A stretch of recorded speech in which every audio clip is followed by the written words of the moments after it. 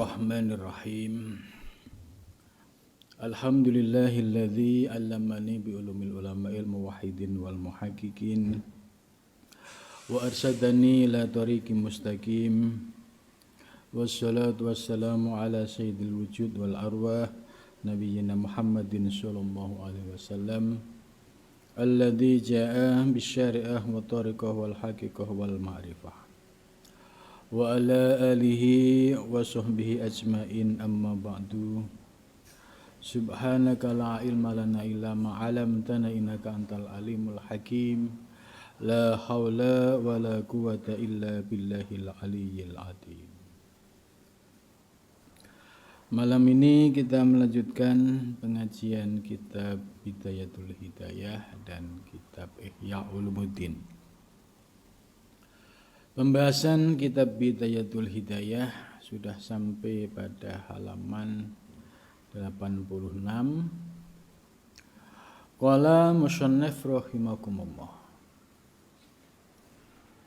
Wa in kunta tatlubul ilma minal qil wal qol.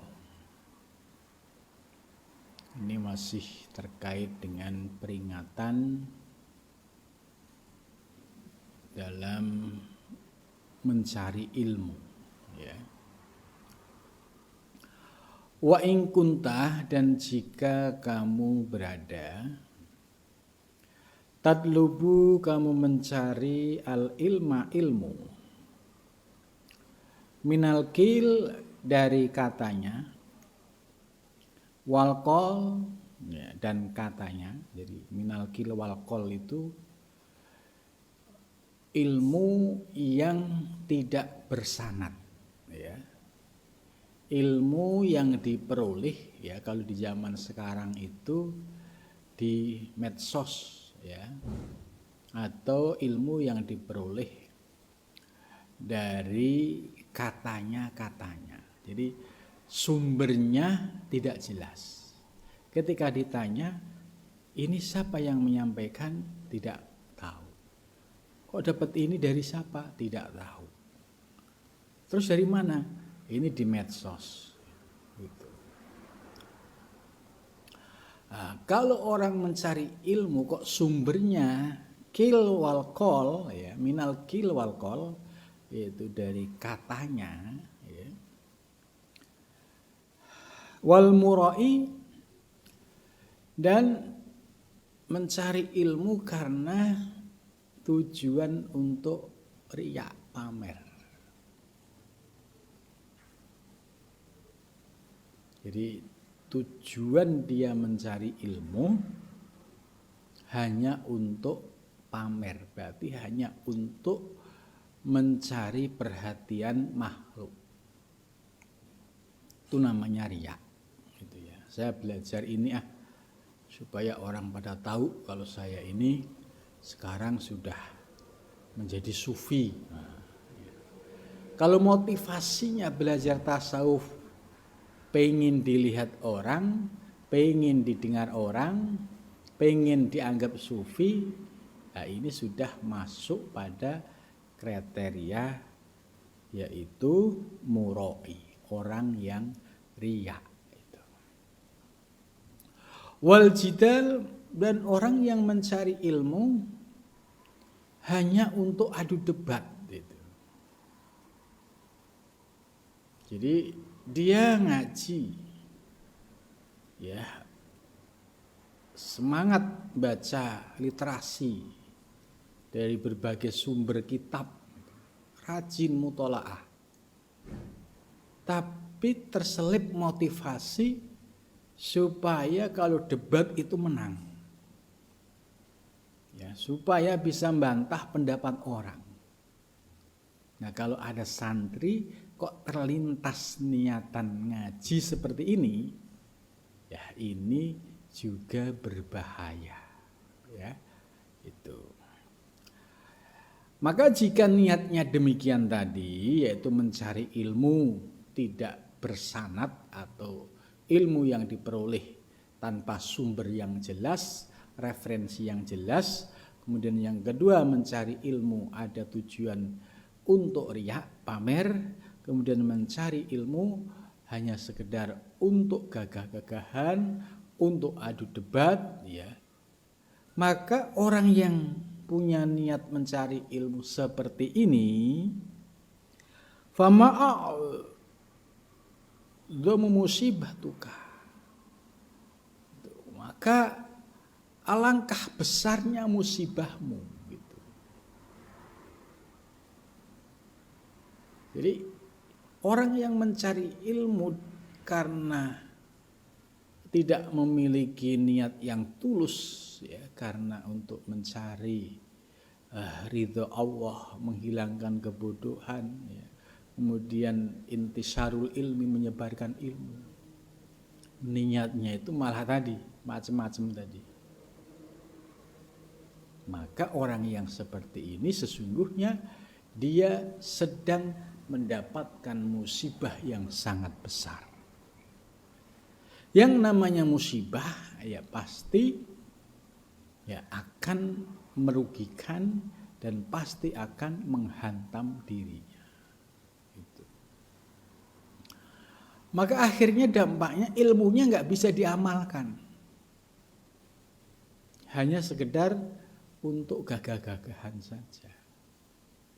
Jadi sekalipun pinter gitu, tapi nggak sampai ya masuk ilmunya itu menjadi ahwal, menjadi sikap hidup, menjadi rasa, itu nggak sampai ke situ karena disebabkan salah niat.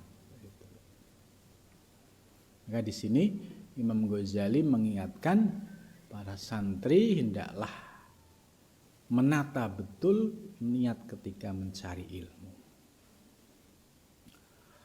Wa ma'at walu ta'ibuka, dan alangkah panjangnya ya kelelahanmu. Jadi mencari ilmu itu kan ya perlu tulu zaman, waktu yang lama. Tapi waktu yang digunakan ini hanya berakhir pada kelelahan, capek gitu, sia-sia. Karena tujuan punya ilmu, tujuan mencari ilmu bukan ingin mencari ridho Allah. Nah, ini sudah capek, lelah, ya. Nah, dan tentu ini ya sia-sia gitu ya.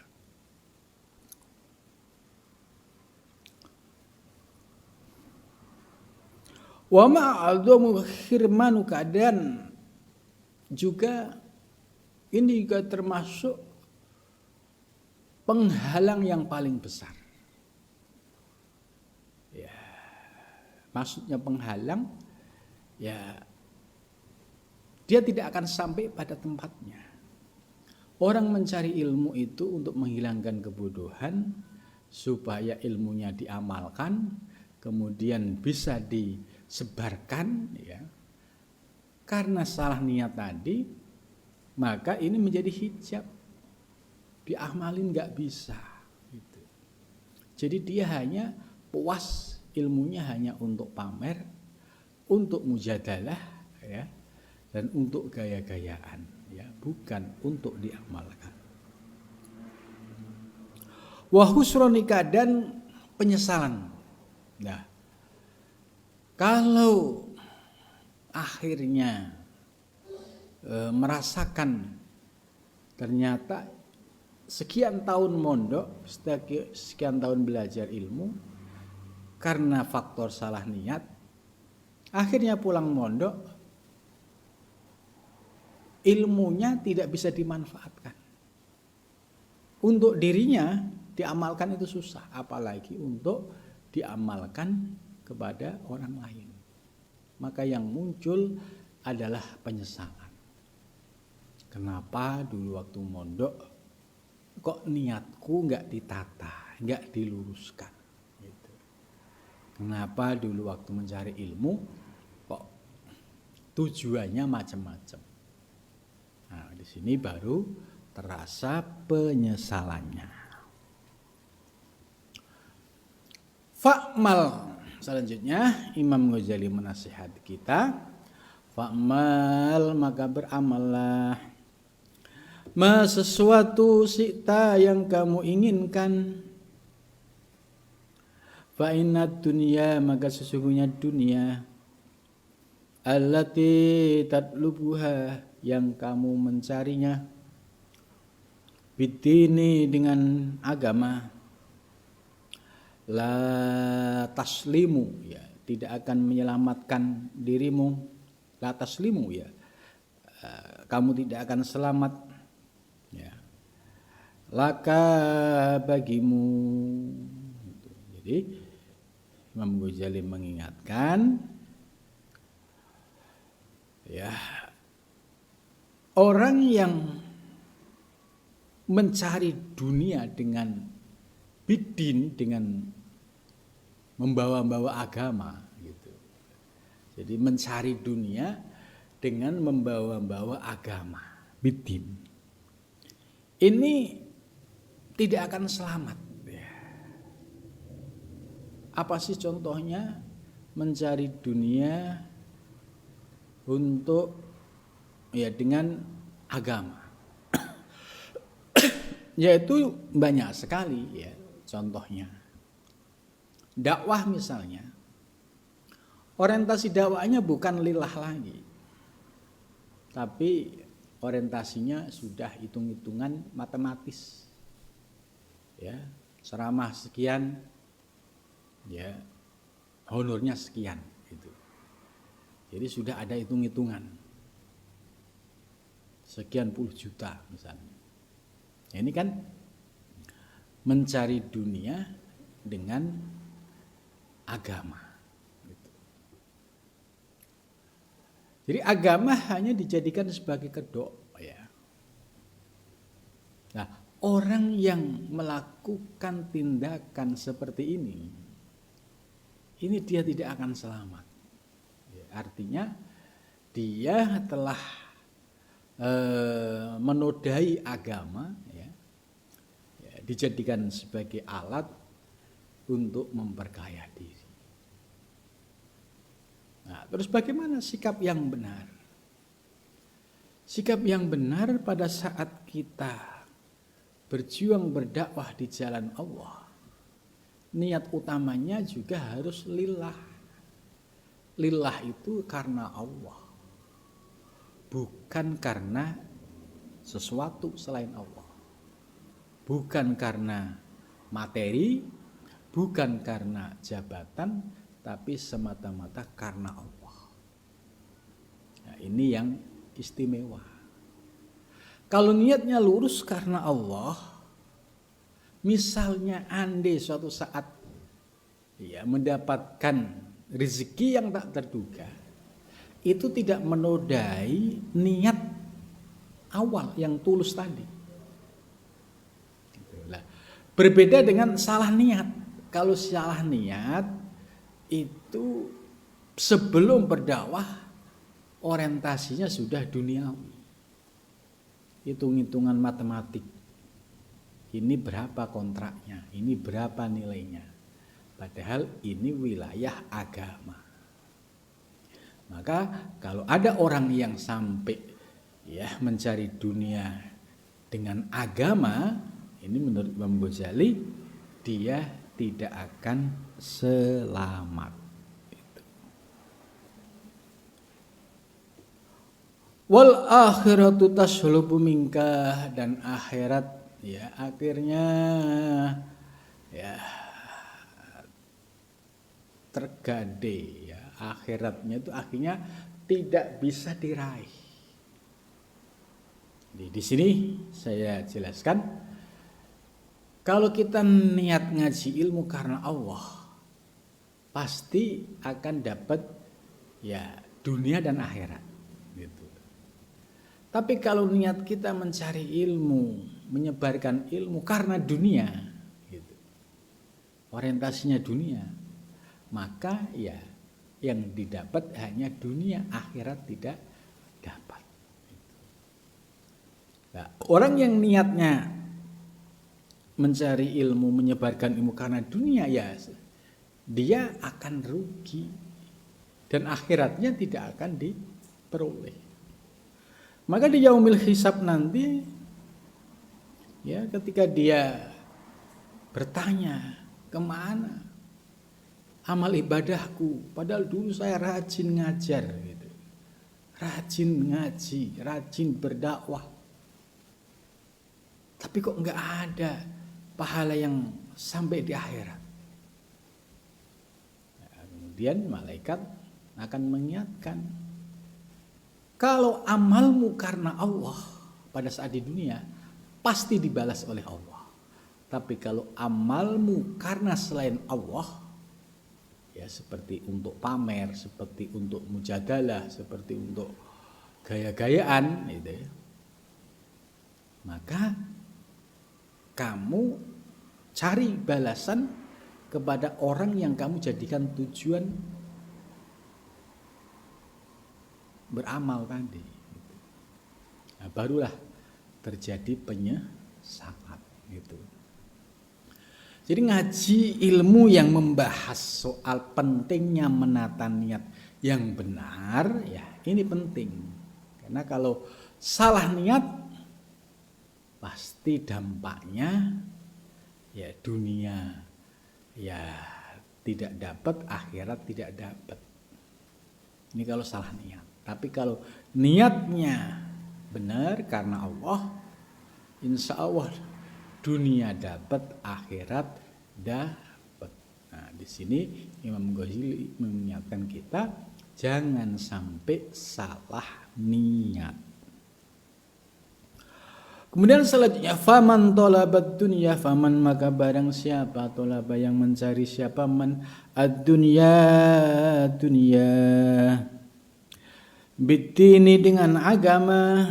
Jadi siapapun orangnya yang mencari dunia dengan agama, ya, khosaro maka merugi, huma keduanya, dunia dan akhirat, jami'an semuanya.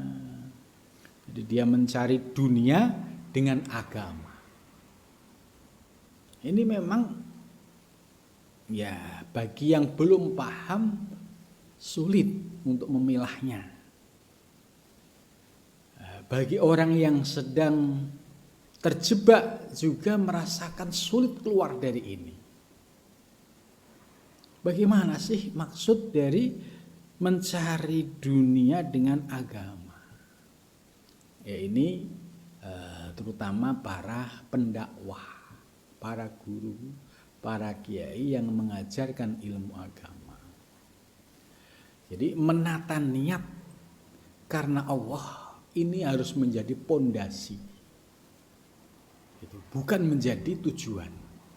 Seandainya nanti ada bisyarah, ada hadiah macam-macam, itu bukan tujuan. Nah, yang nggak boleh itu menjadikan tujuan. Ngaji karena pengen amplop misalnya. Jadi amplopnya yang didahulukan. Gitu. Semangatnya ini hanya karena amplop. Nggak ada amplop, semangatnya menurun. Gitu. Nah, ini ukurannya di situ. Nah, ini jangan sampai menjadi tujuan dalam menyebarkan ilmu agama. Nah, kalau niatnya lurus, ya niatnya lurus itu ya udah bismillah ngaji ya karena Allah gitu. Kalau ditanya misalnya dia termasuk ya pendai yang tingkat nasional, kalau tarifnya berapa kiai gitu. Ya kalau yang sudah punya hitung-hitungan matematik ya itu sudah punya tim yang bagian untuk mengatur. Ya, biasanya sekian puluh juta gitu. Itu nggak boleh kurang ya. Dan nggak boleh ngutang gitu. Ini sudah hitung-hitungannya sudah profesional katanya gitu. Nah ketika ada hitung-hitungan seperti ini, yang paling berat itu menyelamatkan hati supaya tetap konsisten ngajinya, dakwahnya karena Allah. Itu yang paling berat. Maka para sufi yang berdakwah ya dengan prinsip ya berpegang teguh pada niat yang lurus, itu ya terkadang ya tidak menjadikan bisyarah itu sebagai tujuan. Nah, kalau tidak menjadikan bisyarah sebagai tujuan, ini relatif aman. Ya. Nah, nanti akan terlihat ya misalnya ya dapat rezeki ya alhamdulillah, nggak dapat rezeki ya wasyukurillah. Gitu. Jadi tidak sampai dijadikan syarat utama. Gitu. Nah, Imam Ghazali sudah menyatakan kalau sampai ada orang mencari dunia, jadi niatnya mencari dunia tapi dengan jual agama, ini yang akan rugi dua-duanya. Gitu. Menjadi mencari dunia dengan menjual agama, ini yang nggak boleh. Ya, jadi para kiai, para pendakwah ya niatnya ngajar yang ngajar, ngaji yang ngaji. Lillahi ta'ala gitu. Soal nanti ada perhatian ya itu alhamdulillah wa syukurillah. Tapi semangatnya harus didasari lillah, li'i kalimatillah gitu. Wa man tarakat dunya, dan barang siapa meninggalkan dunia lidini karena agama, rabbahahuma, maka dia akan beruntung keduanya. Nah, ini kalimat ini juga dipahami secara tepat, jangan tekstual. Kalau tekstualnya barang siapa yang meninggalkan dunia demi agama, itu. Contohnya meninggalkan dunia karena agama, ya, contoh misalnya ada seorang yang berprofesi pegawai di kantor maupun pegawai pemerintah. Tiba-tiba ada urusan keagamaan. Kemudian terkait urusan keagamaan ini, ya dia harus keluar daerah selama 40 hari misalnya. Ya ini kan namanya meninggalkan dunia karena agama. Nah, ini kalau dipahami secara tekstual, tidak dipahami secara utuh, ini berbahaya. Karena apa? Dampaknya ya akan mengancam dirinya dan keluarganya. Contoh tadi misalnya dia pegawai, kalau sampai dia tidak kerja selama 40 hari misalnya atau 20 hari misalnya ya tanpa izin karena ini demi agama, pasti konsekuensinya akan dipecat gitu. Karena dianggap tidak punya komitmen, tidak punya loyalitas. Ini kerja di kantor digaji gitu. Nah, akhirnya apa? Buntung, dipecat, pusinglah, sumber ekonomi tidak ada. Nah, ini yang dimaksud memahami teks ini, ya jangan tekstual, harus dipahami secara utuh. Terus bagaimana? Ya harus memperhitungkan secara terukur. Itu. Misalnya ada persoalan terkait dengan agama yang harus sekian hari, ia mengajukan izin cuti. Kalau memang menurut aturan kantor itu boleh. Ya, selama kita mengikuti aturan pasti diperbolehkan. Tapi kalau kita semaunya sendiri dengan dalil, ini kan karena agama Allah. Nah, ini potensi untuk dipecat dari kantor, dari perusahaan ini sangat mungkin sekali lah. Kalau sikap seperti ini ya justru merugikan dirinya dan keluarganya. Seharusnya tiap bulan dapat gajian, karena sikapnya salah, ya akhirnya sumber ekonominya tidak ada. Ini bukan dapatnya untung tapi buntung. Terus bagaimana yang pas dalam memahami kalimat ini?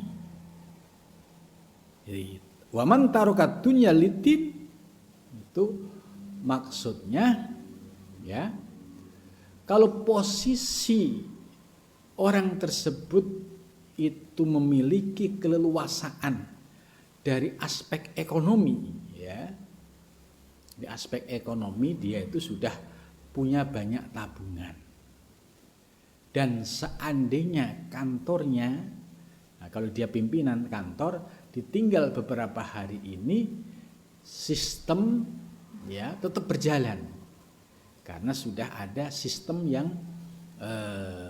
berlaku di kantor.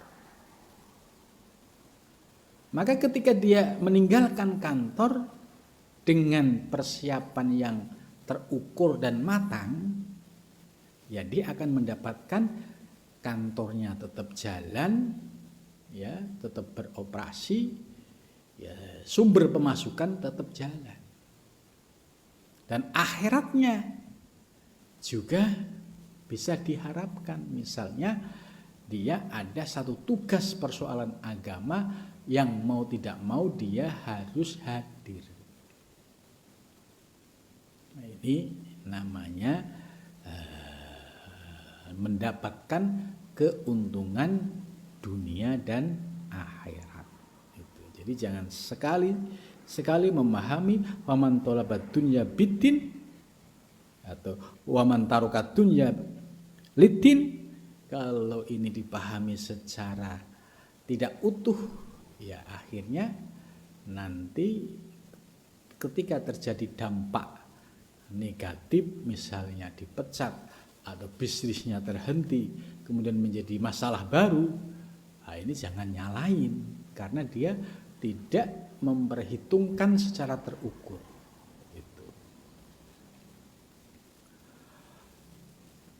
Fahadhihi, maka ini jumalul hidayati, itu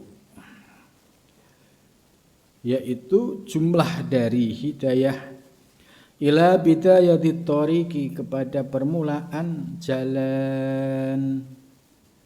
Jadi apa yang disampaikan oleh Imam Ghazali di atas itu sebagai hidayah, dan ini sebagai bidayatut thoriq, permulaan jalan. Jadi ini masih permulaan, ya. Fi muamalatika, dalam muamalahmu ma'allahi, serta Allah Ta'ala Maha Tinggi, bi adai awamirihi, dengan menjalankan segala perintah Allah. Tetap ya, seorang salik harus dalam posisi melaksanakan semua yang diperintahkan oleh Allah Subhanahu wa ta'ala. Wastinabi nawahihi, dan menjauhi segala larangannya. Jadi jangan sampai ngaku salik berani nabrak aturan syariat. Jangan ngaku salik kalau sampai tarikus syariah. Jangan ngaku salik sampai berani meninggalkan sholat. Jangan ngaku salik sampai berani nabrak kemaksiatan dengan sengaja. Ini tidak bisa dijadikan sebagai dasar, ya, tanda-tanda bahwa dia menuju Allah. Kalau orang menuju Allah, ya taat dengan aturan Allah. Allah memberikan aturan agama, ini yang diperintahkan, ini yang dilarang. Ini namanya aturan agama yang disebut syariat. Ya sudah, tugas kita hanya mengamalkan apa yang diperintahkan, menjauhi apa yang dilarang. Ini baru namanya salik. Ya, jangan sampai tadi ngaku salik menuju Allah, tapi 5 waktu yang menjadi kewajiban diabaikan. Kemaksiatan yang dilarang menjadi aktivitas rutin. Nah, ini tidak bisa disebut sebagai seorang syalik. Wa asiru alaika al-an, dan aku memberikan isyarat kepadamu saat ini bijumali minal adab, dengan beberapa jumlah dari adab ya. Jadi adab itu etika. Litu akhida, supaya kamu mengambil nafsaka dirimu biha dengannya, fi muhalatotika, di dalam campurmu ma'a ibadillahi, serta hamba-hamba Allah.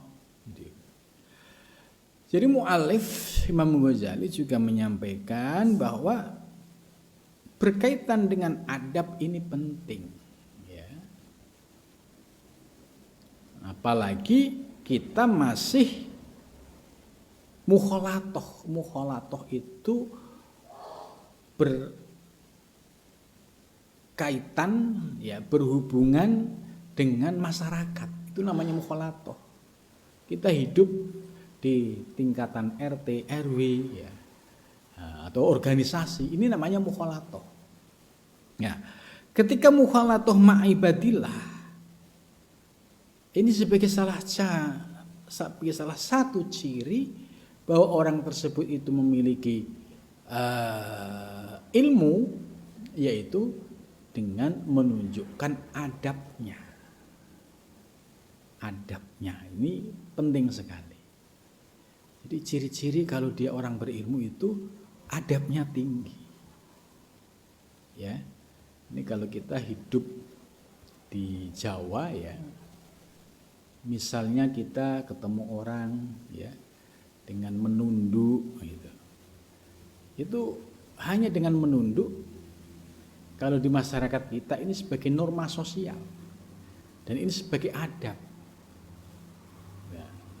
Tentu orang akan memberikan apresiasi, oh iya dia orang berilmu, nampak adabnya. Ya, ketemu yang lebih senior, ya dia mendahulukan adab. Ketemu guru, dia bisa mendahulukan adab. Ketemu kedua orang tua, bisa mendahulukan adab. Ketemu dengan anak kecil, juga bisa mengamalkan adab. Ya, ini ciri orang yang berilmu, itu senantiasa berpegang pada adab. Jangan sampai kebalik, berilmu tapi nggak punya adab. Dengan orang tua nggak pakai adab, dengan guru tidak punya adab, dengan yang lebih tua tidak punya adab, dengan yang lebih muda tidak ada adab lagi. Nah, ini namanya selangkah lagi akan menjadi saudaranya iblis, muncul keangkuhan dan kesombongan. Kenapa? Karena merasa aku sebagai orang yang hebat, orang yang berilmu. Ini bahayanya kalau tidak disertai dengan adab. Wa suhbatika, dan suhbahmu. Suhbahmu itu yaitu pergaulanmu, kedekatanmu, ma'ahum, serta mereka. Di sini hum sifatnya umum. Tadi bisa dengan orang tua, bisa dengan guru, bisa dengan orang yang lebih tua, gitu. Bisa dengan masyarakat secara umum, ya, bisa dengan anak yang lebih kecil. Kalau kita menggunakan adab dan etika, maka akan terlihat, oh orang itu memiliki ilmu dan mendahulukan adab. Nampak adabnya, nampak akhlaknya. Coba kalau orang berilmu gak punya adab, sama orang yang lebih tua, gak ada sopan santunnya, gak ada unggah-ungguhnya kalau bahasa Jawa. Ya, ini akan terbaca, oh iya, ini orang gak punya adab. Nah, di dalam kitab Bidayah ternyata adab ini diajarkan. Dan di masyarakat kita ada yang namanya norma-norma sosial. Bagaimana kita beradab dengan masyarakat sekeliling kita. Jadi dapat dipahami bahwa seorang salik ya terkait dengan hubungan vertikal ya dengan Allah, nah, itu konsisten melaksanakan syariat lahir dan batin ya. Semua yang diperintahkan dilaksanakan dan semua yang dilarang dijauhi. Ya. Kemudian terkait dengan hubungan horizontal dengan makhluk, dengan ibadillah hamba-hamba Allah. Ya, di sini Imam Ghazali menyampaikan pentingnya yaitu adab di dalam mukhalatoh, di dalam bergaul dengan masyarakat. Maka kalau orang itu punya adab akan nampak kelihatan kualitasnya. Misalnya bertanya ya. Kalau orang yang punya adab sama yang nggak punya adab itu akan kelihatan. Yang nggak punya adab kelihatan songongnya. Ya songong itu ya nggak punya sopan santun. Tapi kalau orang yang punya adab, nah kalau bahasa Jawa nyuwun sewu, ya, akan mendahului kalimatnya dengan nyuwun sewu. Nah, kalau bahasa Indonesia ya mohon maaf izin bertanya. Nah, ini menunjukkan adab. Dan adab ini kunci bagi seorang salik dalam mukhalatoh bainan nas. Ya, mudah-mudahan dari penjelasan ini kita semakin paham, oh ya, ajaran tasawuf yang disampaikan oleh Imam Ghazali, urusan vertikal kita dengan Allah harus tertib disiplin dalam menjalankan syariat. Ya, begitu juga hubungan horizontal sesama makhluk di tengah masyarakat, kita juga diajarkan untuk menggunakan adab. Nah, inilah ajaran tasawuf yang disampaikan oleh Imam Ghazali.